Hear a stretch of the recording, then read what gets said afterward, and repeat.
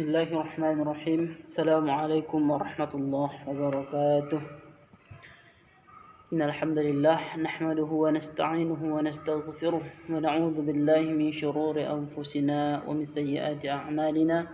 May yahdihillahu fala mudilla lahu wa man yudlil fala hadiya lahu. Allahumma shalli ala sayyidina Muhammad wa ala ali sayyidina Muhammad. Ibu dosen yang kami hormati, dan teman-teman sekalian yang insya-Allah kita semua berada pada lindungan Allah dan mendapat karunia serta rahmat dan hidayah dari Allah Subhanahu wa taala. Baiklah, di sini saya Alfian Gunawan selaku penanggung jawab untuk materi pertama pada mata kuliah kita, yakni mata kuliah Filsafat Pendidikan Islam, yang mana tema dari mata kuliah pertama dari mata kuliah kita ini yakni tentang mengenal kawasan dari filsafat itu sendiri, yang mana secara umum atau secara garis besarnya tersebut nanti akan dibagi kepada 3 komponen utama atau 3 pembahasan utama. Yang pertama mengenai definisi dari filsafat tersebut, definisi apa itu, bagaimana definisi dari filsafat itu sendiri. Yang kemudian yang kedua yakni ruang lingkup ataupun batasan-batasan dari filsafat tersebut secara umum. Kemudian yang ketiga atau yang terakhir yakni bagaimana sistematika berpikir dalam filsafat. Baik, kita masuki pertama ini mengenai definisi dari filsafat tersebut. Filsafat jika kita arahkan atau kita bawa ke dalam bahasa Arab itu disebut dengan falsafah, ataupun jika kita bawa atau kita larikan kepada bahasa Inggris yaitu filosofi. Kemudian sebenarnya sumber kata filsafat tersebut yakni berasal dari bahasa Yunani yakni philein dan sophia, yang mana philein itu bermakna cinta, pencinta atau mencari, yang mana bisa diartikan cinta yakni hasrat atau rasa yang menggebu-gebu atau rasa yang bersungguh-sungguh dalam mencari. Kemudian sophia itu bisa dimaknakan dengan sebuah kebijaksanaan, sebuah kearifan atau bijaksana dan sebagainya, yang mana dalam makna yang dimaksud dengan bijaksana tersebut yakni sebuah kebenaran yang sesungguhnya, sebuah kebenaran yang memang hal tersebut menjadi sebuah kebenaran yang hakiki. Jadi secara sederhana atau simpelnya, filsafat tersebut yakni sebuah usaha atau sebuah kegiatan atau sebuah ilmu pengetahuan yang membahas tentang bagaimana seseorang itu mencari kebenaran, yaitu sebuah pembahasan yang secara mendalam atau radikal dalam rangka mencari sebuah kebenaran yang sesungguhnya. Baik, itu tadi pengertian atau definisi filsafat secara ringkas yang kami jelaskan. Kemudian kita pergi ke pembahasan yang kedua, ini tentang ruang lingkup filsafat.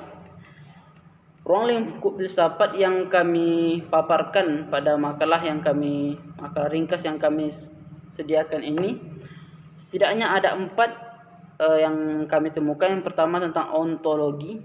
Ontologi ini sebuah ilmu yang mengkaji tentang hakikat atau eksistensi atau keberadaan suatu hal tersebut. Sederhananya, ontologi itu adalah membicarakan tentang hakikat ilmu pengetahuan. Kemudian tentang metafisika.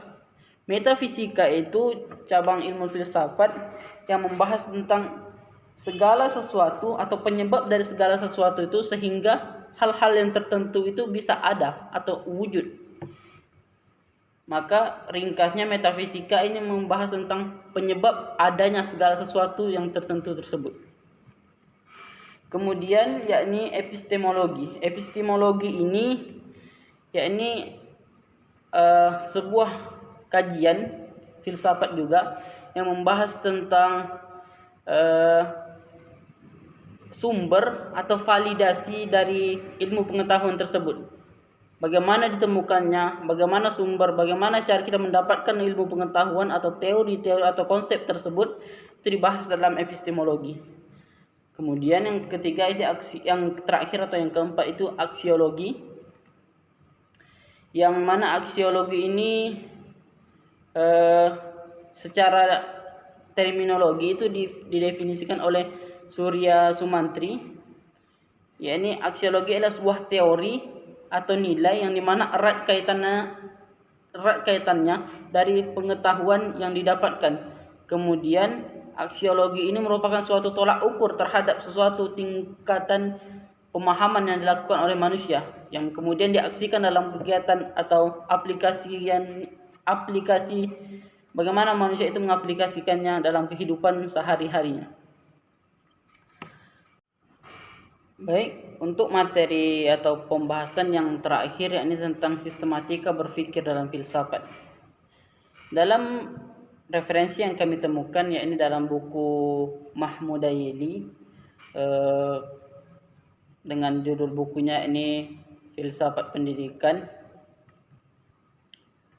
Filsafat pendidikan itu di situ dijelaskan setidaknya ada 3 komponen atau ada 3 hal yang saling berkaitan, yang mana 3 hal tersebut berkaitan erat dalam kegiatan filsafat.